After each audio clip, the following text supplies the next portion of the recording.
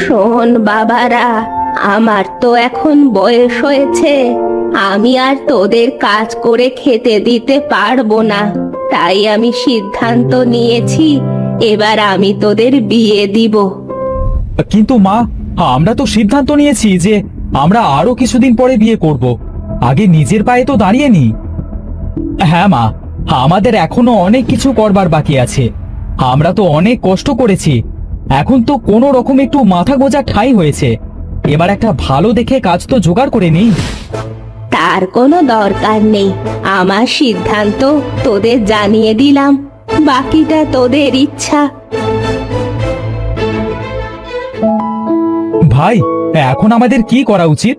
মা তো বিয়ের জন্য চাপ দিচ্ছে, তাছাড়া মার তো বয়সও হয়েছে, কাজকর্ম ঠিকভাবে করতেও পারে না। হ্যাঁ ভাই, আমিও সেটাই বলছি, আমাদের মার কথাই শোনা উচিত। আমরা বরং মাকে গিয়ে হ্যাঁ বলে দিই। মা, আমাদের উপর রাগ করেছো নাকি? রাগ করো না মা, আমরা তোমার কষ্ট বুঝি, আমরা এই বিয়েতে রাজি। হ্যাঁ মা, তুমি আমাদের বিয়ের ব্যবস্থা করো। আমি জানতাম তোরা আমার কথা ফেলতে পারবি না, তোদের জন্য তো মেয়ে দেখাই আছে। তবে তিয়াসকে আজই আমি বিয়ে দিব। তাই বলে আজই মা? হ্যাঁ বাবা, তোর রেজা কাকার মেয়ে গৌরীর সাথে তোর বিয়ে হবে।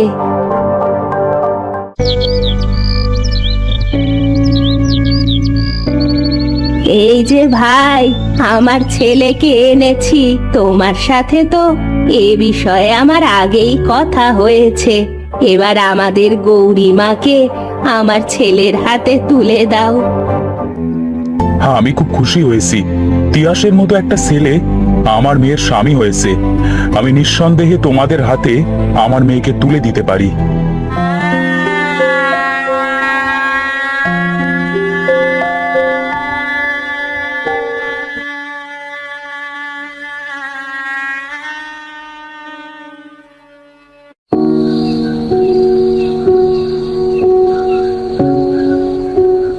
মা গৌরী, এদিকে আয় মা, তোর নাকে এই নাক ফুলটা পরিয়ে দি। এটা আমাদের বংশের নাক ফুল। বংশে যেই বিয়ে করুক না কেন, তাকেই এই নাক ফুলটা দেয়া হয়। তুমি নিজের হাতে আমাকে পরিয়ে দাও মা।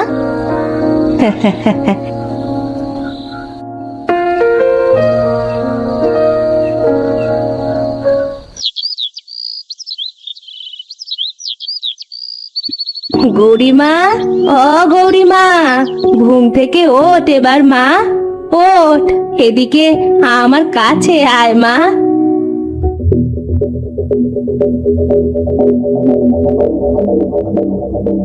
কি হলো মা, আমার দিকে তুমি এভাবে তাকিয়ে আছো কেন? তোর এ অবস্থা কি করে হলো রে? তোর চেহারা এমন অদ্ভুত খারাপ হলো কি করে? কি বলছো মা তুমি? আমার চেহারা কেন খারাপ হবে? তুমি চোখে কি দেখছো? মা, এটা কে? একে তো দেখলেই ভয় লাগছে। আমাদের বাড়িতে কি করছে? বাবা, এই যে আমাদের গৌরী, এর চেহারা এমন অদ্ভুত ভয়ঙ্কর হলো কিভাবে? মা, এবার আমি মানুষের সামনে যাব কিভাবে? আমি যে কারো সামনে যেতে পারবো না মা। আমার এমন চেহারা কিভাবে হলো? বাবা তিয়াস, তুই চিন্তা করিস না, গৌরীকে নিয়ে ঘরে যা। তবে কি সেই লোকের অভিশাপটা আমার ওপরে লেগে গেল নাকি? আমার কিয়াসকেও বিয়ে দিয়ে দেখতে হবে এটা কিসের জন্য এমন হলো। কি হয়েছে মা? কি ভাবছো এভাবে একা একা দাঁড়িয়ে? কিছু না, তোর কথাই ভাবছিলাম। তিয়াসকে তো বিয়ে দিলাম, এবার আমি আজই ভাবছি তোকেও বিয়ে দিব। মা, আমার কথা আর কিছুদিন পরে না হয় ভাবো। বড় ভাইকে তো কালই বিয়ে দিয়ে আনলে, আমারটা না হয় কিছুদিন পরে দিও। আমি তোর বিয়ে আজই দিব করিম ভাইয়ের মেয়ে কেয়ার সাথে। মেয়েটা খুব ভালো, তোর সাথে ওকে খুব মানাবে। আচ্ছা মা, তুমি যেটা ভালো বোঝো সেটাই করো, এতে আমার কোনো আপত্তি নেই। চল আমার সাথে করিমদের বাড়ি চল। করিম ভাই, তোমার সাথে তো আমার আগেই এ বিষয়ে কথা হয়েছে। আমি কেয়ামাকে আমার বাড়ির বউ বানাতে চাই। এতে আমার কোনো আপত্তি নেই।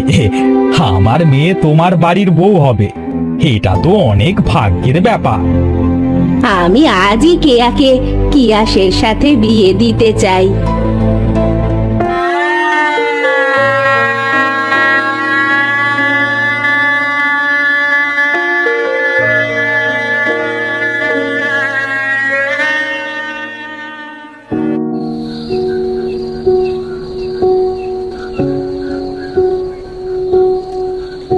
মা কেয়া, ওদের বংশের রীতি অনুযায়ী এই নাক ফুলটা নতুন বউকে দিতে হয়, তাই আমি তোকে এই নাক ফুলটা পরিয়ে দিতে চাই।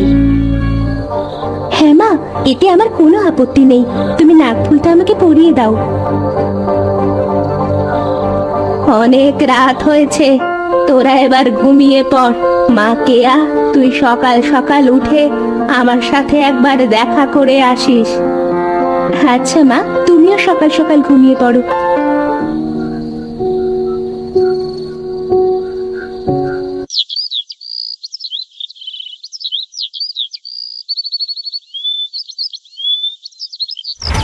অনেক বেলা হয়ে গেল, মা বলেছিল সকাল সকাল মায়ের সাথে দেখা করতে।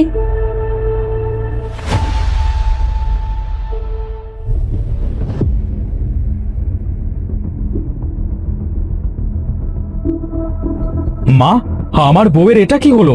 এতক্ষণ তো ঠিকই ছিল, এমন অদ্ভুত খারাপ আকারের চেহারা কি করে হলো?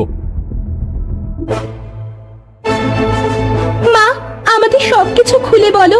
বিয়ের পরের দিন আমার চেহারাও কেয়ার মতো অদ্ভুত খারাপ হয়ে গেছে। আমার তখন সবে সবে নতুন বিয়ে হয়েছে। তোদের যেমন আমি নাক ফুলটা পরিয়ে দিয়েছি, তেমনি আমার শাশুড়িও আমার নাক ফুলটা পরিয়ে দিয়েছিল। বৌমা, ও বৌমা, কোথায় গেলে? আমার কাছে একটু এসো তো মা। আসছি মা।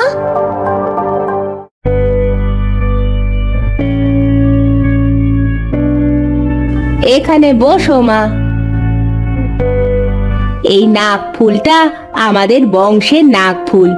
এই বংশে কেউ নতুন বিয়ে করে এলে তার নাকেই এই নাক ফুলটা পরিয়ে দেওয়া হয়। আমি তোমাকে নাক ফুলটা পরিয়ে দিই। হ্যাঁ মা, নিশ্চয়ই। আর তাছাড়া নাক ফুলটা খুব সুন্দর, আমার খুব পছন্দ হয়েছে। তুমি থাকো, আমার একটু বাইরে কাজ আছে, আমি এখন আসছি। বাড়িতে কেউ আছো? আমাকে একটু সাহায্য করো।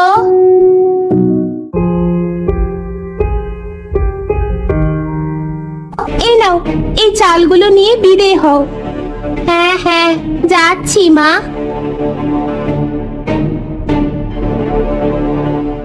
বেশ সুন্দর নাক ফুল তো, তোমার নাকে খুব মানিয়েছে মা। তোর এত বড় সাহস, ওই ময়লা হাতে আমার নাকে হাত দিয়েছিস? যা, বেরিয়ে যা, যা আমার বাড়ি থেকে, এক্ষুনি বেরিয়ে যা। তুই আমাকে মারলি, আমি তোকে অভিশাপ দিলাম। তোর বংশে কেউ যদি এই নাক ফুল পরে, তাহলে যেন তার চেহারা অদ্ভুত আকারের খারাপ হয়ে যায়।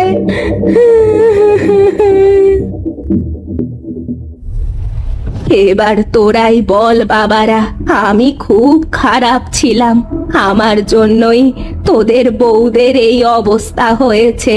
আমি তো সেই বুড়ির কথা ভুলেই গিয়েছিলাম, কিন্তু বড় বৌমার নাক ফুল পরার পরে চেহারাটা যখন এমন অদ্ভুত খারাপ হয়ে গেল, তখনই আমার মনে পড়েছিল।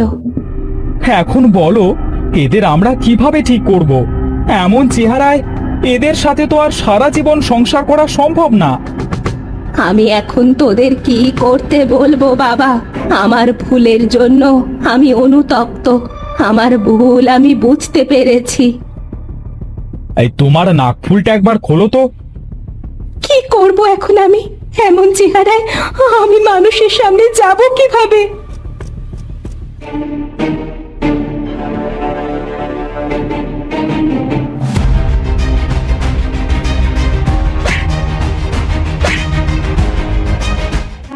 এটা তুই কি করলি বাবা? আমাদের বংশের রেওয়াজটা তুই ভেঙে ফেললি। বংশের রেওয়াজ দিয়ে কি করবে মা?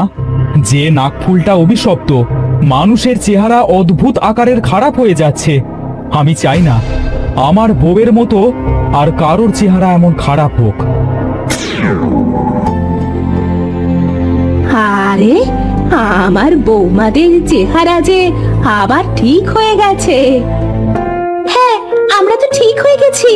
এই নাক ফুলটা ভাঙার কারণে আমরা অভিশাপ মুক্ত হয়েছি। বাবা, তুই এই নাক ফুলটা ভেঙে তো খুব ভালো কাজ করলি রে। আজ আমি খুব খুশি। অবশেষে আমার বংশটা অভিশাপ মুক্ত হলো।